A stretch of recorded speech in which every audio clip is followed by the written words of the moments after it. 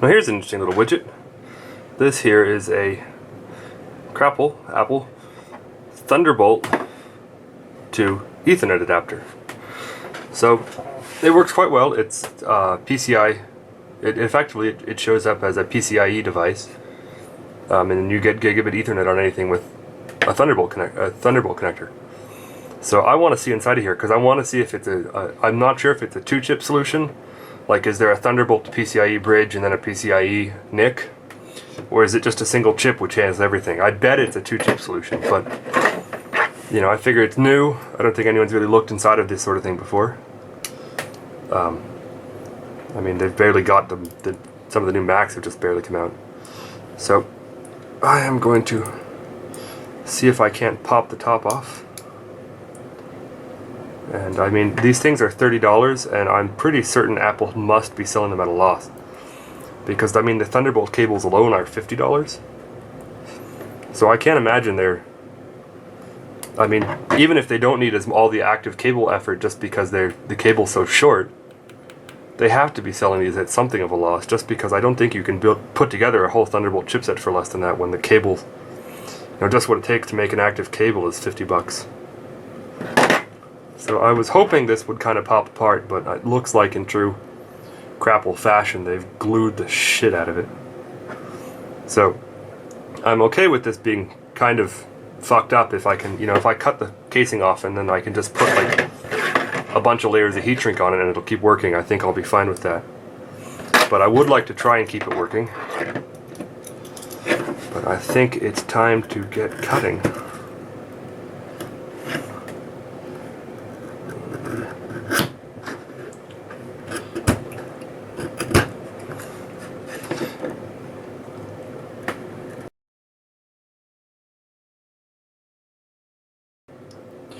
The one thing I'm afraid of is it's potted, which I think is unlikely, but you know, I wouldn't put it past Apple to be that obnoxious.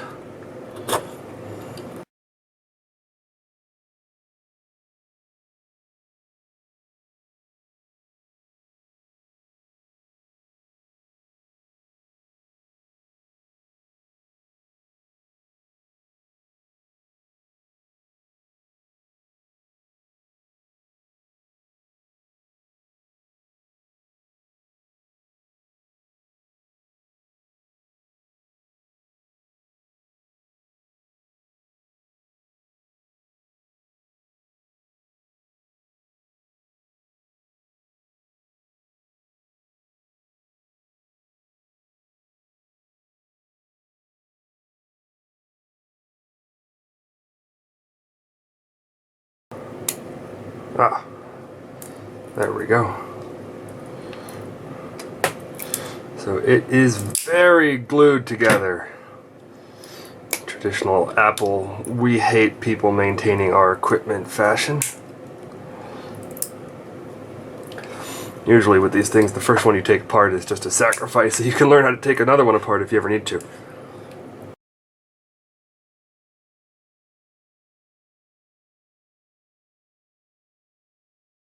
So because I'm an idiot, I packed up all my hand tools and put them in a toolbox because I needed to do electrical work at my parents' house last weekend. And then proceeded to forget. And they were still in there, and that was why I weren't anywhere else. I couldn't find them. So now we have a pair of dikes, which are a much more effective way to get the top off.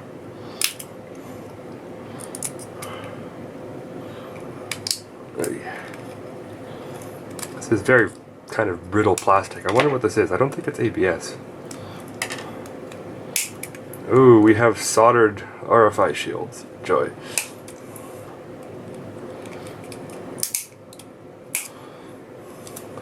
You can kind of already see the board is right in the center. It's not up at one edge, which is kind of intriguing. You can already see the beginning of an EMI shield in there, and you can also see this appears to have been an adhesive puddle. So it looks like they glued these two surfaces. So I think if I shove the spudger in there really hard, it might slide out. So if I ever need to take another one apart, you just shove a wedge tool in this side and that side, and you want to get it in there about 3/4 of an inch with the look of it. and then it might release. So actually, whoop, yeah, see, so that just dropped down a little bit.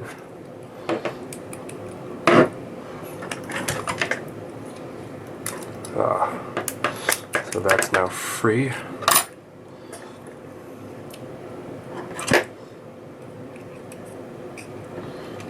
Okay, let's see if I can.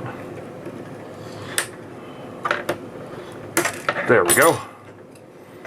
So there is the internals of the adapter. And here's the case. So it has plastic clips right here and right here, but because apparently Apple is a bunch of douche hats, they decided they needed to glue it on top of the ridiculously excessive clip scheme they already had. So you can see there's glue everywhere. There's a little, kind of one of those industrial QR codes. Big long serial number. I wonder if that has the MAC of this on here. Let's see if I can't get this glue off.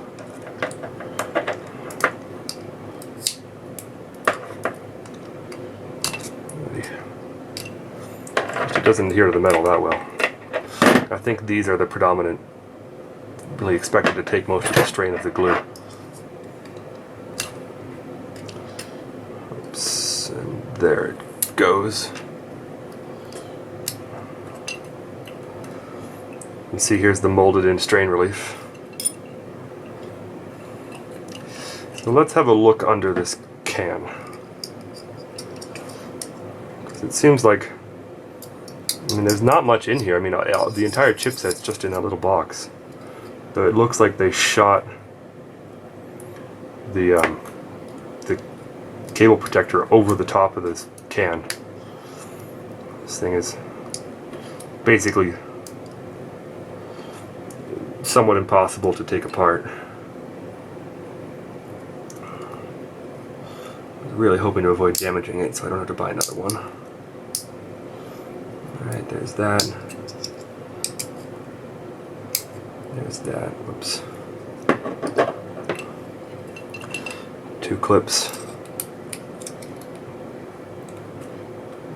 3 clips.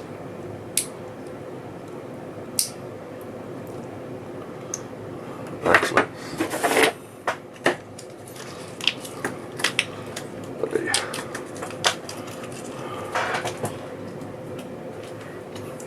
gotta love it. So it's in a bag, and they have the thing that they hang the bag on right position so you can't actually get your fingers in to open it, because you pull on the top of the bag and it just... Oh yeah, I bought spudgers.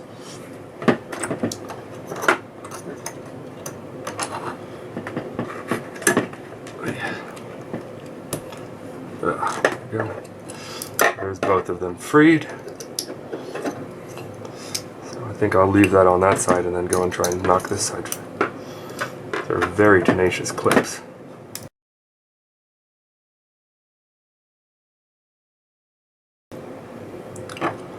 This thing is a pain in the butt.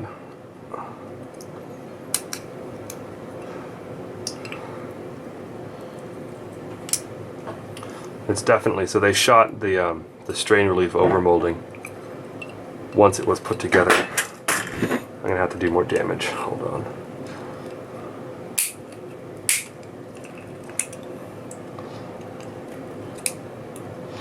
So the rubber of the strain relief is injected into the case, and therefore is making life very difficult.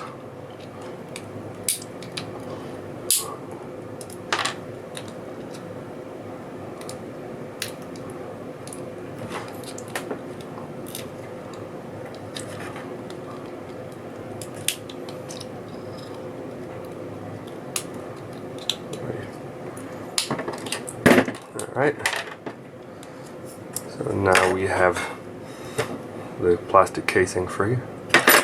It's the little plastic bits.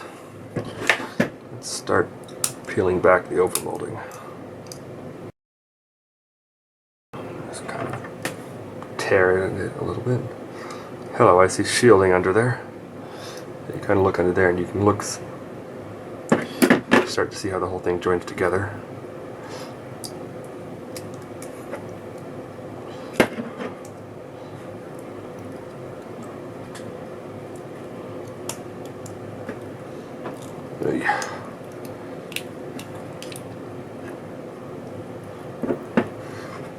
I mean, I know there's not much the end user can do to repair something like this, but I mean, still, really?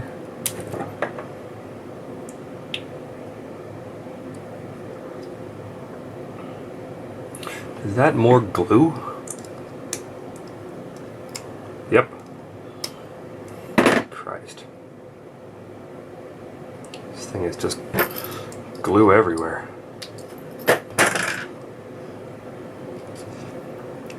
It's freaking latched shut again. Except for right there.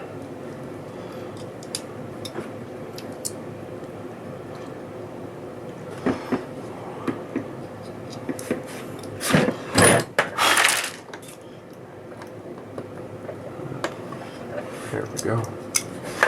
Now I'm just going to say to hell with it. I mean, it's full of rubber.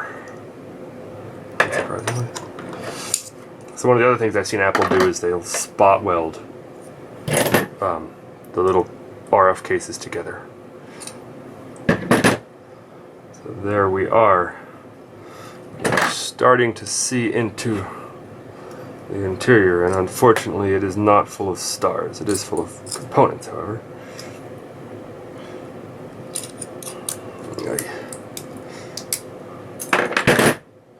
So there is, let's see if I can't get some of this rubber out. So when they overmolded it, the rubber squirted into the casing.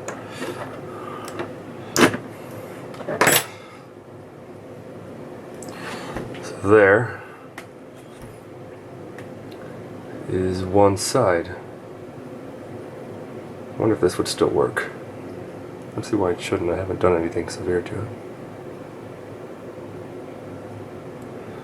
You can see we have lots of chips. It's actually interesting that that's in a, it's not a BGA device, it's in a QFN, but it's actually got a handwritten note on it. I wonder if they test these manually. Then you can see this cover shield here. It's got latches on it, so they must slide onto the board. And then I'm 95% certain it's actually spot welded right there. So what I'm going to do now is bend back these tabs.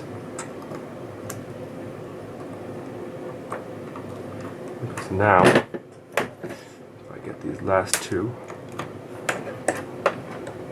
oh, and it looks like I was correct, it's not spot welded. Oops. So there is the other side, and there are our magnetics. And oh my, isn't that interesting? Look at that. There's a connector down there. It looks like this has multiple stages of overmolding applied to it.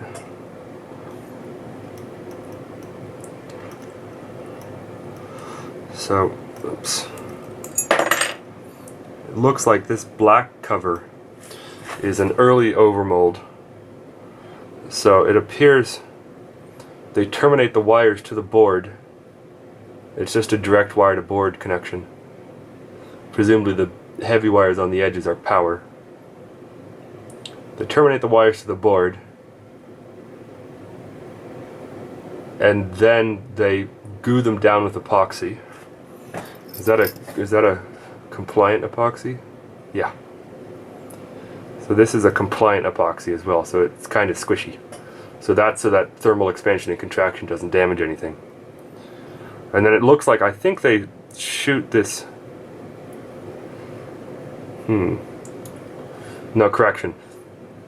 So I think this black rubber piece is actually part of the end, and then it actually just ends in wires. And I think they probably like hot bar solder these wires down, and then they slip the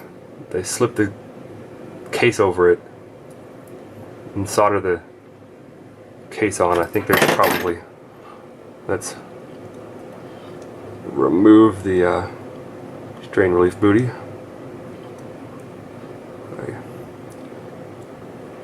See what we shall see underneath it. Ooh. That's interesting. You can see it actually rotates inside of there. Oops. There we go.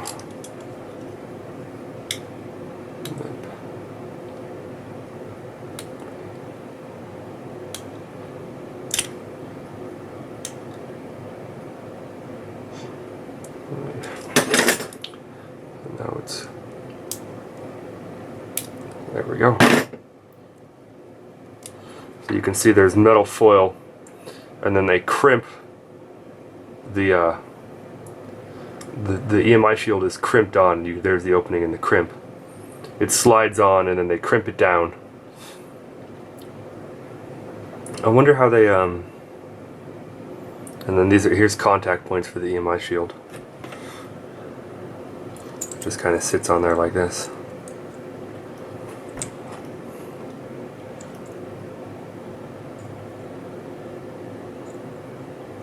Oops, needs to go a little further forward.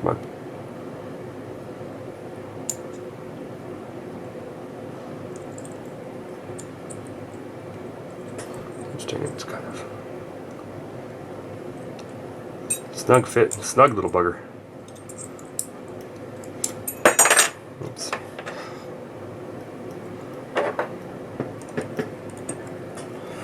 I'd like to try and get enough of these back on that it can continue to be used. I think I can bend these tabs back to shape.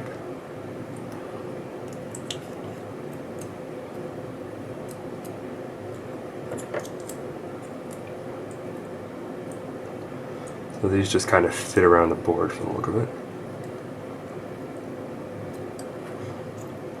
Two little tabs there.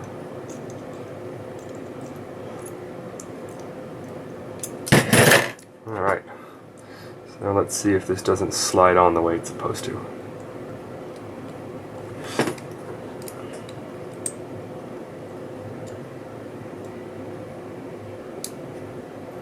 Yep, one side latched. There's the other. Cool. So then let's bend these little tabbies over the way they used to be. They're supposed to contact those two little pads, because there's nothing on that other side. The only thing on that other side were those four little ferrite cans, which I would assume are the magnetics for the transformer.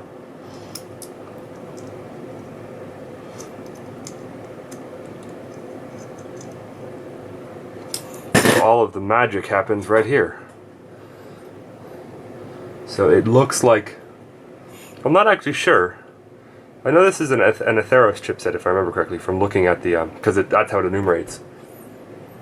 But that is a, oh no, it's Broadcom. This is a BCM 57762. And I wonder if that's Thunderbolt all the way in, or if this is a Thunderbolt to PCIe bridge, but it doesn't seem big enough. And besides, I think that's probably power, because there's obviously some DC to DC stuff going on. Got a little tiny crystal, big ceramic, little tiny. That's got to be like 0201 or even 01005 parts. Freaking tiny. You can see, there's BGA parts, but everything else, it's interesting. There's only one BGA device. These are both. This is QFN and this is DFN, because it's only got pins on two sides. It's not really like ultra high density like I'd expect it to be. I guess everything is done in silicon, and the actual PC, the board layout can be simplified just because the silicon's ridiculously complicated. I gotta bend these tabs back a little more. Well, I don't think I'm gonna try and get this half of the cover on. It's a little, well, you know what?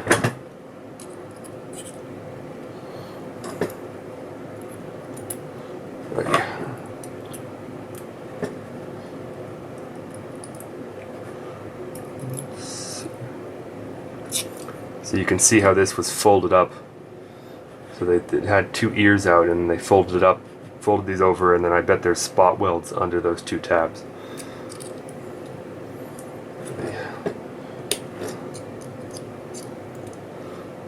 It looks like that is actually soldered.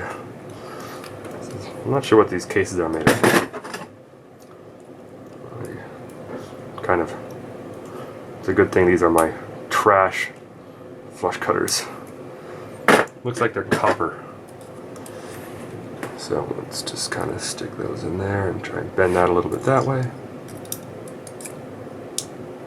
Okay, so it's not spot welded. It's glued, because the glue is coming loose.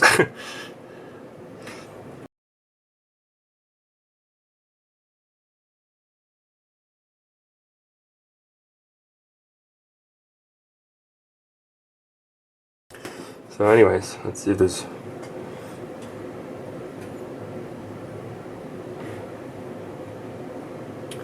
So we've got a BCM BQA181, whatever that little chip up in the corner is.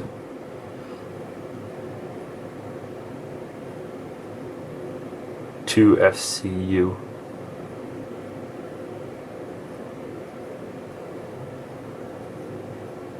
And 2 AHB.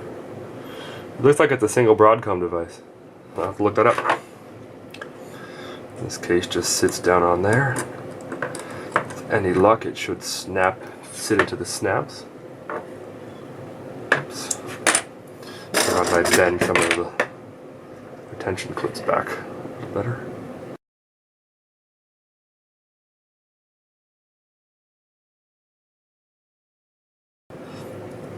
So there you go.